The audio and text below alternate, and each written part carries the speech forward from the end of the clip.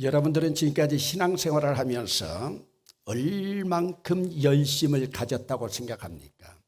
아니면 여러분들은 또 인생을 살아가면서 얼마나 뜨거운 열정으로 여러분들이 살아오고 있습니까? 이것을 신앙으로 연결하면 이 열정과 이 열심은 정성이라고도 할 수 있습니다. 오늘 여러분들은 신앙생활을 하면서 얼만큼 정성을 기울이고 있습니까? 여러분, 오늘 성경의 그림 가운데 보면은 참으로 열심히 살아가고 열정적인 신앙을 가지고 있고 예수님을 향해서 일편단심으로 살아가고 있는 여인네들의 그림이 나타나고 있습니다. 그러면 과연 이들의 열심은 어디까지였을까? 여러분, 예수님의 제자들 가운데서도 예수님을 은30에 팔아버린 가룟 유다가 있고 예수님의 수제자라고 하는 베드로를 비롯한 예수님의 제자들도 예수님이 고난받으시는 현장에서 한 사람도 예외 없이 다 도망가 버렸는데 여러분, 이 여인들의 열심은 어디까지였겠습니까? 그래도 도망갔다가 양심의 가책을 느꼈는지 베드로는 그래도 예수님의 신문 현장에 멀찍이 찾아와서 집 뜰안까지, 대제사장의 뜰안까지 들어옵니다.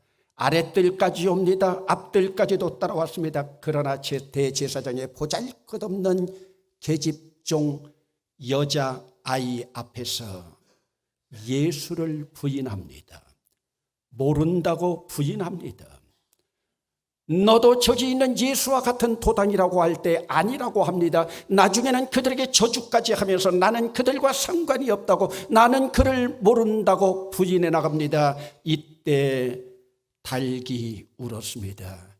이 울음은 닭의 울음이 아니라 예수님의 통곡이었습니다. 그 통곡 속에는 수제자라고 하는 베드로 너마저 그리고 이 이후에 재판과 그리고 십자가 행진 가운데에서 마태와 마가는 아주 베드로의 이름을 언급하지 않고 등장시키지도 않고 있습니다. 특별히 마태는 그 이름까지도 다 배제하고 있습니다. 예수님의 제자들의 이름이 사라지고 난 후에 예수님의 십자가 행진에 등장하고 있는 인물들이 있습니다. 한결같이 모두가 다 여인네들이었습니다. 물론 오늘날에도 교회에 열심을 내고 있는 사람들은 남자들보다 여인들이 훨씬 많습니다. 예수님의 신문의 현장, 재판의 현장, 십자가의 죽으심의 현장, 그리고 예수님이 십자가에 매달려 죽으신 다음에 예수님 시신을 입관하고 있는 현장, 그리고 입관된 예수님의 시신이 아리마대 요셉이 내어준 그 묘에 안장된 무덤까지 확인하고 이 여인들이 돌아왔습니다. 복음서의 기록 가운데 내 복음서 모두에게 유일하게 이름이 기록된 여인 한 사람은 가련한 일곱 귀신 들렸던, 그리고 예수님으로부터 회복되었던 막달라 마리아였습니다. 그 막달라 마리아는 귀신에서 해방되고 난 다음에 예수님을 평생의 은인으로, 생명의 은인으로 모셨습니다. 그래서 그는 자기의 전 재산을 다 팔아서 제자들을 수종 들고 예수님을 따랐습니다. 그에게 예수님은 생명의 은인이었는데, 그렇다면 막달라 마리아를 비롯한 이 여인들, 예수님의 참혹한 십자가 현장까지 목격했던 이 여인들이 예수님의 무덤을 확인하고 와서 돌아와 잠을 잘 때 잠을 이룰 수가 있었겠습니까? 잠자리에서도 이들의 귀에 맴돌고 있는 예수님의 음성, 엘리 엘리 라마 사박다니, 주여 주여 어찌하여 나를 버리셨나이까. 그들이 무슨 뜻인가는 알지도 못하지만 다 이루었다 하시는 주님의 음성이 그들의 귓가에 맴돌지 않았겠습니까? 예수님의 시체를 입관하고 있는 현장을 목격한 그들, 시신 입관된 것이 그 당시의 전례에 따라 가지고 좀 부실했던지 그들은 시체에 바를 향품을 준비합니다. 오늘 성경 본문에 사다가 준비했다고 했는데 미리 준비하지 않았는지 모르겠습니다. 왜냐하면 이들이 예수님의 시신을 보고 와서 살려고 했다면 이들은 물품 거래를 할 수 없는 안식일이었기 때문입니다. 만약 이들이 샀다고 하면은 안식일 지난 다음에 샀을 것이고, 아니면 누가 사다가 놓은 것을 외상으로 거래하면서 가지고 왔을 수도 있습니다. 하여간 이들은 이만큼 예수님의 시신을 향해서도 이들의 열정은 대단했습니다. 또다시 예수님의 죽음의 현장까지 찾아가려고 하는 이들은 의리를 지키고 있는 것들이었습니다. 제가 생각해 볼 때 도저히 남자들에게는 예상할 수 없는 일이었습니다. 안식 후 첫날 해가 뜨려고 할 때, 해가 뜨지 않았다면 이들은 움직이지 못합니다. 왜냐하면 그들에게 하루의 시작은 해가 뜨면서부터 시작되기 때문에 해가 돋으려고 하는 그 새벽 미명에 이 여인들 뜨거운 열정과 일편단심으로 예수님의 무덤을 찾아갑니다. 누가 먼저랄 것도 없이 그들의 목표점은 예수님의 무덤이었습니다. 그러나 여러분, 이들이 아무리 열정이 있고 열심이 있고 정성이 있었다 하더라도, 예수님에 대해서 일편단심이었다 하더라도 이들은 결국 예수님의 무덤을 찾아갔지만 사실은 무덤을 찾지 않았어야 했습니다. 이들의 일편단심과 열심과 열정이 결국은 헛수고에 불과했기 때문입니다. 그들은 예수님을 향한 뜨거운 열정으로, 뜨거운 가슴으로 예수님을 찾아갔지만 그들은 예수님께 대한 열정은 있었지만 예수를 향한 믿음이 있었는지는 의심스럽습니다. 여러분, 이렇게 열심 있고 정성 있는 이 여인들이 믿음 없다고 말하는 것은 어찌 보면 경망스러운 말처럼 들릴지 모르지만 이들은 예수님의 무덤을 찾지 말아야 됐습니다. 이들의 문제는 여기서부터 시작이 됩니다. 이들이 무덤에 도착했을 때 무덤에서 예수의 수종을 들던 천사들에게 들었던 말이 무엇입니까? 이 말을 가장 리얼하게 표현하고 있는 것은 같은 병행 구절인 누가복음에 잘 기록되어 있습니다. 어찌하여 살아있는 자를 죽은 자 가운데서 찾느냐? 어찌하여 너희들은 이 새벽에 새벽 미명에 와가지고 살아난 자를 죽은 자 가운데서 찾느냐? 이것은 의문의 모습이 아니라 이미 부활하셔서 살아있는 자들 가운데 있는 예수를 찾고 있다는 믿음 없는 이 여인들에 대한 질책입니다. 이것은 이 여인들을 책망하고 있는 모습입니다. 여러분, 오늘 우리가 들어야 될 음성은 아니겠습니까? 나에게는 과연 부활신앙이 있는가? 여러분, 오늘 우리 가운데에서는 교회에 대한 열심과 열정이, 그리고 정성이 예수를 믿는 신앙인 줄 착각하고 있는 경우가 많이 있습니다. 물론 신앙에는 열심과 열정과 정성이 꼭 필요합니다. 그러나 신앙과 열정이라고 하는 것은 프라이오리티, 우선순위의 문제입니다. 여러분, 신앙이 있으면 그 신앙에 따른 열심이 있어야 되지만, 그러나 믿음 없는 열심은 아무런 의미가 없습니다. 믿음 없는 열심은 맹목적인 자기만족일 뿐입니다.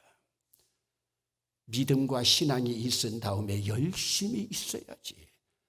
믿음 없이 열심만 있다, 그것은 신앙도 아닙니다. 여러분, 제가 자주 인용하는 책 가운데 사하라의 불꽃이라고 하는 책이 있습니다. 이 책은 선교사가 쓴 책입니다. 샤를르 푸코라고 하는 선교사, 선교 간 지 얼마 되지 않아서 원주민이 쏜 총에 맞아서 죽었습니다. 사하라의 불꽃에서 질문하고 있습니다. 하나님을 믿는 사람에게 가장 어려운 일은 무엇일까요? 여러분, 오늘 우리들이 하나님을 믿고 있으니 하나님을 믿는 사람에게 가장 어려운 일이 무엇인가 한번 생각해 보세요. 그러면서 샤를르 푸코가 대답하고 있습니다. 하나님을 믿는 사람에게 가장 어려운 일은 하나님을 믿어드리는 일이다. 이런 언어가, 이런 말장난이 어디 있습니까? 이것은 쉽게 무슨 말씀입니까? 우리가 믿음 없다는 말입니다. 입으로는 사도신경을 수만 번 외우면서 신앙 고백한다고 하지만 실제 우리의 삶 가운데서 믿음 없음을 말하고 있습니다. 여러분, 믿음이라고 하는 것이 무엇입니까? 부활하신 주님이 내 안에 들어와 계셔서 내 삶의 주인이 되신 다음에 그분의 삶을 내가 살아드리는 것입니다. 여러분, 오늘 부활주일을 맞이해서 여러분들이 예수님의 무덤을 이기고 살아나셨습니다. 이것을 외치면서 축제의 분위기에 들떠있는 것이 부활신앙이 아닙니다. 예수님이 살아나셨다면 예수님 살아나신 그 자리에 나도 살아나야 진정한 부활신앙인 줄로 믿습니다. 예수님은 살아나셨는데 나는 살아나지 못했다, 부활신앙이 아닙니다. 그러기에 샤를르 푸코가 부활신앙 없는 자들이 더 많다고 말씀하고 있습니다. 여러분, 오늘 우리는 예수님의 십자가의 보혈로 말미암아 오늘 우리는 죄에서 사함받아 새로운 부활에 이릅니다. 주님 재림하실 때 우리의 육체는 주님과 함께 다시 부활될 줄로 믿습니다. 그러면 오늘 우리는 이 땅에서 우리의 삶 속에서 예수님을 다시 살려내야 됩니다. 여러분, 심령 속에서 죽은 예수를 다시 살려내야 됩니다. 여러분, 그러면 우리가 어떻게 부활신앙을 가질 수 있겠습니까? 여러분, 부활하신 주님이 여인들에게 첫 번째로 주셨던 부탁이 무엇입니까? 이 부탁은 같은 병행 구절인 마태복음 28장 10절에 잘 나와 있습니다. 무서워하지 말라. 내 형제들에게로 가서 갈릴리로 가라 하라. 거기서 나를 보리라. 여러분, 우리 마가복음에는 여러분 7장으로 나와 있습니다. 7절로 나와 있습니다. 16장 7절 말씀을 우리가 한 목소리로 함께 읽어보시겠습니다. 가서 그의 제자들과 베드로에게 이르기를 예수께서 너희보다 먼저 갈릴리로 가시나니 전에 너희에게 말씀하신 대로 너희가 거기서 배우리라 하리라. 여러분, 예수님은 전에 많이 말씀하셨습니다. 최후의 만찬 자리에서도 우리 부활하고 난 다음에 갈릴리에서 만나자, 그 이전에 어록 가운데서 또 있습니다. 여러분, 그러면 왜 하필 갈릴리입니까? 왜 예루살렘이 아니고 갈릴리입니까? 사람은 키워서 서울로 보내라고 하는데 왜 예루살렘, 이스라엘의 수도인 예루살렘이 아니고 갈릴리입니까? 여러분, 갈릴리라고 하면 여러분들에게 첫 번째 갈릴리에 떠오르는 이미지가 뭡니까? 갈릴리 호수 아닙니까? 이 호수는 이스라엘의 생명줄이고 젖줄이 되는 호수입니다. 지금 부활하신 예수님은 제자들과 여인들을 갈릴리로 모으고 계십니다. 그리고 예수님이 친히 갈릴리로 가십니다. 그러면 예수님의 행보에서 보여주시는 교훈이 무엇입니까? 지금 예수님은 죽음의 도시, 경쟁과 암투의 도시, 모함과 권력 찬탈의 꿈만 꾸고 있는 예루살렘에서 부활하신 첫 행보를 갈릴리로 향하십니다. 예루살렘에 눈길도 주지 않으십니다. 저는 가끔 상상해 봅니다. 예수님이 한 번 10분 동안만 예루살렘 계시면서 대제사장과 바리새인 사두개인들 앞에서 아무 말씀도 하지 말고 한 번 눈만 째려보고 갔었더라면 제 목회 현장이 훨씬 쉬워졌을 건데, 그런데 예수님은 예루살렘 그쪽으로 눈길도 주지 않았습니다. 이 행보는 죽음의 무덤에서 생명으로 향하는 발길인 줄로 믿습니다. 이 걸음은 율법에서 복음을 향한 발자취입니다. 이 걸음은 십자가 너머의 부활을 바라보는 행보입니다. 여러분, 오늘 우리들이 이 걸음을 걷고 있습니까? 내 신앙은 지금 예루살렘에 머물러 있는가, 갈릴리에 머물러 있는가? 부활하신 우리 주님은 지금 부활신앙이 머물 그 자리를 찾고 계십니다. 그리고 부활신앙으로 무장할 삶의 자리를 향하십니다. 여러분, 부활신앙이 바로 무엇입니까? 이 세상에서 승리하며 부활의 기쁨을 누리며 살아가는 삶입니다. 여러분, 부활 신앙은 오늘 우리가 이 세상을 이기면서 살아가는 무기인 줄로 믿습니다. 이것을 요한 1서 5장 4절에 가장 정확하게 표현하고 있습니다. 우리의 암송 구절입니다. 크게 한 목소리로 읽어보시겠습니다. 무릇 하나님께로부터 난 자마다 세상을 이기느니라. 세상을 이기는 승리는 이것이니 우리의 믿음이니라. 아멘. 여러분, 세상을 살아나가면서 세상에서 이길 수 있는 빅토리, 승리는 우리의 믿음인 줄로 믿습니다. 여러분, 오늘 우리가 예루살렘과 같은 탐욕의 세상을 살아가면서도 승리할 수 있는 유일한 무기, 믿음이에요. 그런데 이 믿음이 바로 무엇인 줄 압니까? 부활신앙에 대한 믿음입니다. 여러분, 예수 믿는 사람은 세상을 살아가면서 메뚜기처럼 째째하게 살아가는 것이 아닙니다. 오늘 우리에게 부활신앙을 허락하신 것은 주님께서 우리에게 허락해 주신 자이언트 거인과 같은 달란트를 주셨는데, 주님께서 우리의 각각 재능대로 주신 달란트대로만 살아가도, 하나님 앞에 달란트대로 헌신만 해도 이 세상을 이겨나갈 줄로 믿습니다. 그러면 여러분, 이 믿음의 저력이 어디서 옵니까? 여러분, 예수님께서 예루살렘에 입성하실 때 우리에게 보여주셨던 나귀에게 있습니다. 고운 모양도 없고 풍채도 없는 나귀, 우리가 보기에 흠모할 만한 아름다운 것이 하나도 없는 나귀입니다. 여러분, 예루살렘 사람들이 바라볼 때는 볼품 없는 나귀지만 예수님의 저력이 그곳에서 나타나는 그림입니다. 이 그림에서 보여주고 있는 것이 무엇입니까? 오늘 우리가 이 세상에서 이길 수 있는 힘은, 여러분, 창이 아닙니다. 이 세상에서 이길 수 있는 힘은 칼이 아니라 겸손과 온유입니다. 이 길이 예수님 십자가의 길입니다. 겸손과 온유의 길이기에 온 인류를 십자가로 구원할 수 있었습니다. 여러분, 세상의 모든 감동은 겸손과 온유에서 나타납니다. 갈릴리가 겸손과 온유의 상징이라면 예루살렘은 질투와 시기와 미움의 상징 도시입니다. 그러기에 사랑과 긍휼에 앞서서 미움과 죽음의 자리를 우리 주님은 스스로 피하셨습니다. 여러분, 그리고 갈릴리는 생명을 살리는 곳입니다.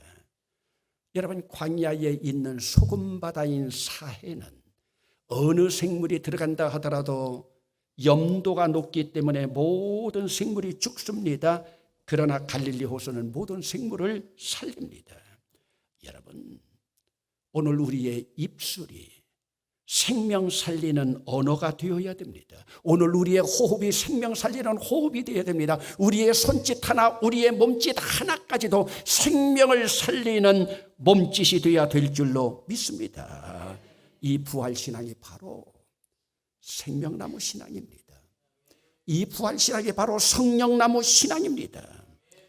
그리고 생명나무 신앙은 결국 사랑으로 연결됩니다.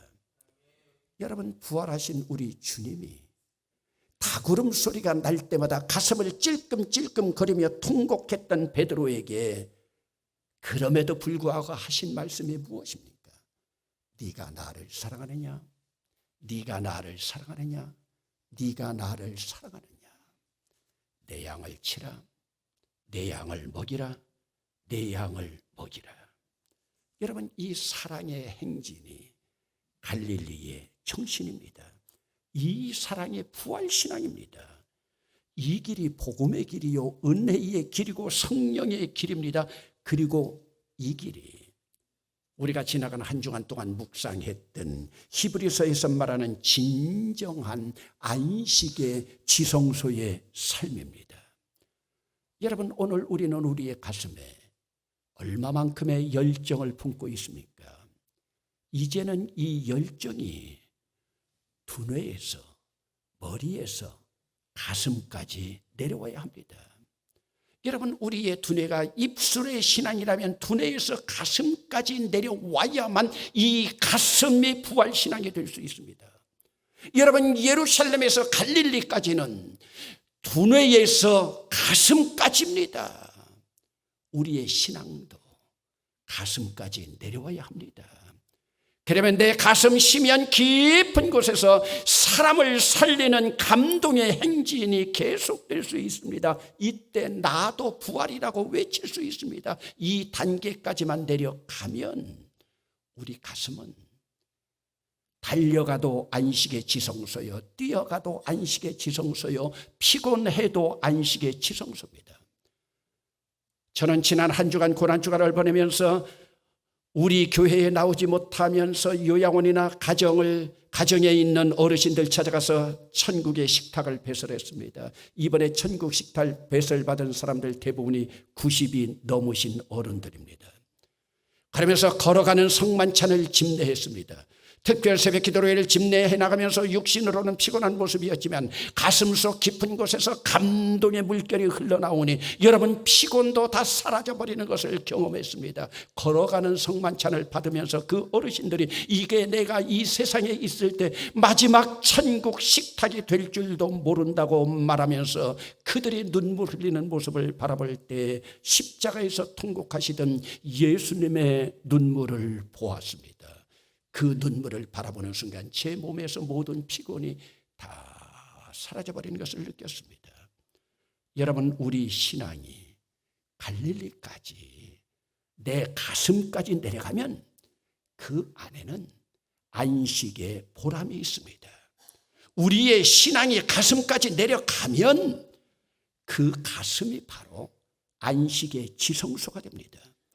여러분, 이것이 바로 세상을 이긴 자들에게 찾아오는 부활신앙입니다. 부활신앙은 입으로 외치는 신앙이 아닙니다. 내가 다시 살아나는 신앙입니다. 예수님이 말씀하셨습니다. 나는 부활이요 생명이니. 예수님이 나는 부활이요 생명이니 외쳤다면 예수님이 누구십니까? 하나님의 맏아들이요 아르케고스 되시는 구원의 창시자요 우리의 형님이신데, 구원의 창시자가 우리의 형님이 내가 부활이라고 외쳤으면, 내가 생명이라고 외쳤으면 오늘 우리도 나도 생명이요 나도 부활이요 외쳐야 될 줄로 믿습니다. 우리 한번 따라합시다. 나도 부활입니다. 나도 생명입니다. 기도합시다.